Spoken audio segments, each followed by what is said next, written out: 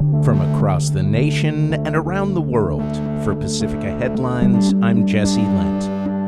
We continue to make progress on these technical negotiations. We left a lot of our team, the Iranians left a lot of their team at the resort there to keep on working at it. So all in all, a very productive 36 hours. We're going to have to keep working it. Vice President J.D. Vance speaking to reporters as he departed from Switzerland yesterday, following high-level negotiations with Iranian officials, including Iran's parliamentary speaker, Mohammad Bagher Ghalibaf, footage and reporting from the Associated Press.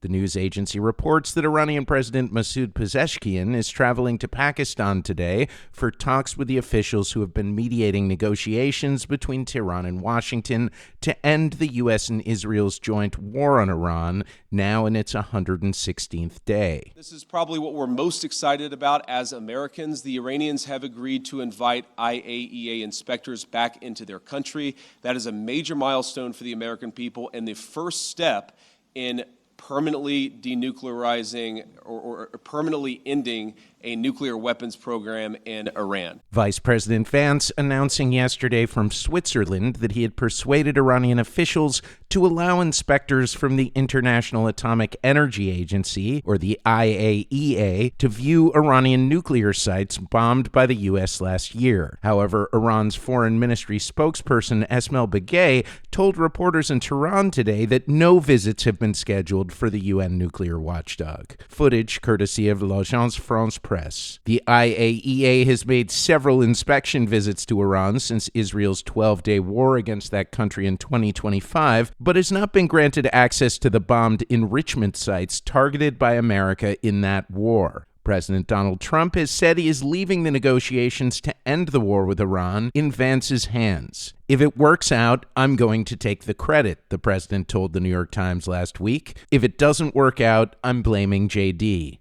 According to the Memorandum of Understanding signed by both sides last week, the issue of Iran's nuclear program is to be worked out within a 60-day negotiating period, which began on Thursday. The U.S. waived sanctions on Iran for 60 days starting yesterday as part of the preliminary talks. Though President Trump's statement that he will, quote, do what I have to do if Iran does not stick to its side of the agreement while negotiations were happening, threatened to derail the talks, according to Iran's ambassador to the United Nations in Geneva, Ali Bahraini. Despite Vance's departure from Switzerland, the negotiations are expected to continue in low-level technical talks throughout the week. After reopening the Strait of Hormuz following the signing of the memorandum, Iranian officials said on Saturday they had closed it again in response to Israeli attacks on the Iran-backed militant group Hezbollah in Lebanon, according to the Times of Israel. Since then, Tehran and Washington have reportedly agreed to establish a line of communication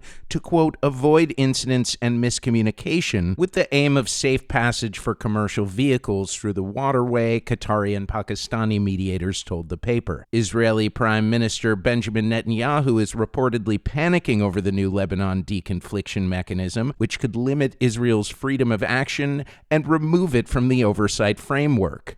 In response, he launched diplomatic efforts to protect Israel's interests, that country's Channel 12 reports, citing a senior Israeli official. Israeli troops opened fire today on the Lebanese town of Nebataya el-Fakwa, killing one man and wounding two others. Lebanon's national news agency reports that the shooting occurred near a bulldozer clearing a road in the surrounding area. The United Nations Children's Fund UNICEF has issued a statement that it is, quote, devastated by the killing of 17-year-old Raghad Ashour, a UNICEF Youth Champion and advocate for children's rights in Gaza, who was killed yesterday by an Israeli strike while walking to school in Gaza City. The attack, which hit a vehicle in the Ramal district, also killed a paramedic and wounded 4 people, according to the AP.